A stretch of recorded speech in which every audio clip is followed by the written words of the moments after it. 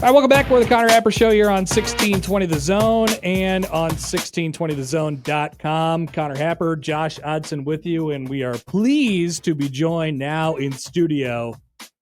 But here's what I said before the break. The buffest Omaha Mavericks basketball fan. Oh, I absolutely one of the biggest, certainly the youngest and most vascular. You got Truth Magnum of the Outrunners right here in the world-famous zone. Welcome. Turbo, what happened to Turbo? Turbo, he had a little bit of a medical condition flaring up again. He's got OCD, which is one cool dude. Nice. Nice. He is. That's a problem. And when you're one cool dude, you can't make a bunch of radio appearances in one day. So AEW is coming to Omaha tomorrow. I'm going to get this out of the way for you. Liberty First Credit Union Arena. Absolutely. Not only is it if you love wrestling, if you love just having fun, tomorrow night you get 2 television tapings, AEW Dynamite and Collision in one night. You can't beat that. Okay, tell us about the first before we get to basketball. The origins. I need the Outrunners origin story. The Outrunners origin story. It's a tale as old as time. Turbo Floyd was born in Miami Beach, North Swedish Hospital, and as you know, he was born with that condition, the OCD. One cool dude. And in the next room over, the doctor came in. He said, "You'll never believe it. I found the first case of 2CD." In the other room was me, Truth Magnum. It was the very first case of 2 cool dudes. And ever since then, it's amazing. Ever since then, we've been riding the waves all the way here to Omaha, Nebraska. What a stroke of luck that they found that.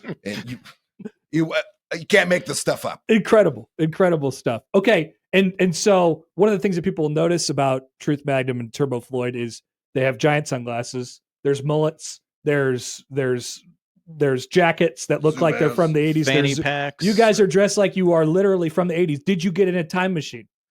You know what? We don't like to. Do you have access to a time machine? I can neither confirm nor deny. I'm not going to talk about the past. The Outrunners are, in fact, so ahead of our time. We're already into next week. You are. People, I mean, you were on the jacket craze before everybody else. That's true. That's true. Those jackets are back. The only bad thing about these is it hides the guns, but there's plenty of time to take that off later. All right, so we have a connection to you.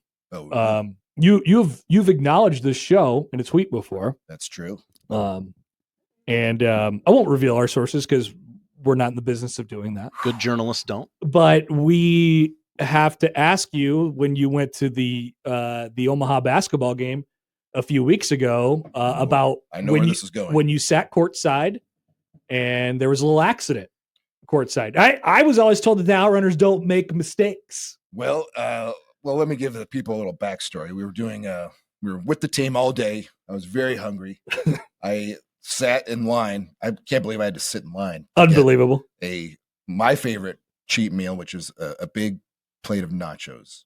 And I brought those nachos. I waited in line. I got them. So are we talking about the nachos with like the cheese that comes out of the dispenser, or are we talking about like a big plate with all the stuff? We're talking about the tray. And you have the chips on one side and the dipping cheese in the other. Got it. The kind you get at the Omaha Mavericks. Stadium nachos. Yeah, stadium nachos. And my mouth was salivating all the way down to the chair. I was carrying sodas, carrying stuff for other people. I go to sit my nachos down, and how am I supposed to know? There's a lip where the basketball court ends and the arena floor begins. And it was a good 3, 4, 6, 8, 12, maybe 20 inches off the floor. It seemed like a canyon. And as soon as I put the nachos down, they spilled all over. There was cheese all over the floor.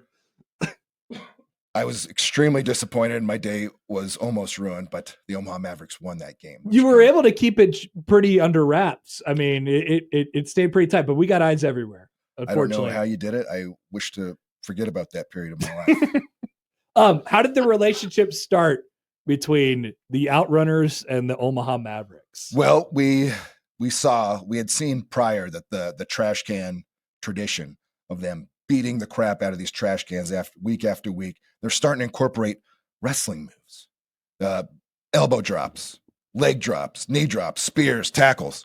And we got a little bit of a call on the Outrunners jet ski phone. They asked if we could come up and give our little piece to it. And I was so glad. I was on the edge of my seat. It was a pretty close game. And we pumped them up before the game. I think that has a lot to do with all of their success. Certainly that night. And we got in there and we got to beat the crap out of those trash cans too. And it was one of the greatest days of my life. Did you give them a hype speech today? As they were being sent off? I did. I spoke with the coach for a little bit. We're talking basketball strategy, and I relayed that to the team. I let them know the only way that you guys are going to lose is if you don't win. And I think that's just basic basketball 101. And I think that sunk in with them. And I feel really good about their chances. Sometimes you got to keep it simple. That's right. When things get hard, you got to keep it simple. That's right. Josh, you got anything? Well, what the question on my mind and a lot of people listening is, hey, you just wrestled the Hurt Syndicate. It's true. On pay-per-view, Los Angeles, huge match. Didn't go your way. No. But now you're in Omaha tomorrow night.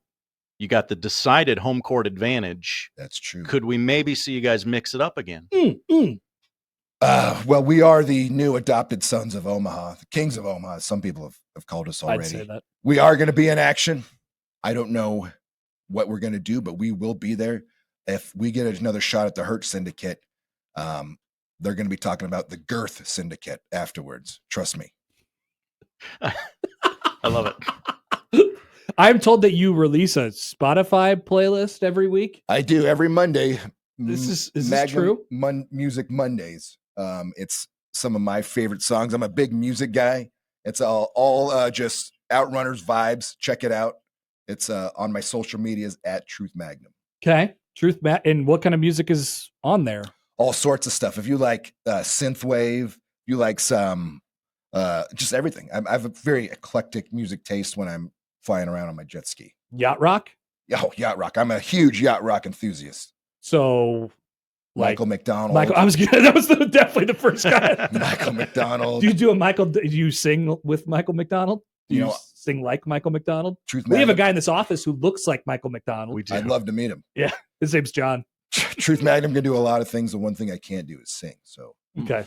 Well, we have an idea of a thing that you could do. Okay. We'll have to take this out of this seat, but we're still going to be on the air. Okay. Technology has allowed us to do this. Wow. If you'd follow me out into the hallway, okay, we have a little special surprise for you. Josh, you take the wheel. All right. You put my camera on the screen if you want to. Okay, we will. Right. We'll let you get out there first. Special surprise. We are leaving the zone studio. Truth Magnum in all his glory, walking out with Connor Happer. Put me on the screen. Okay, he's on the screen.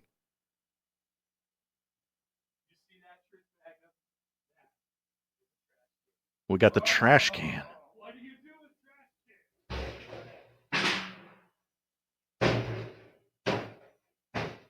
can? He is destroying the trash can.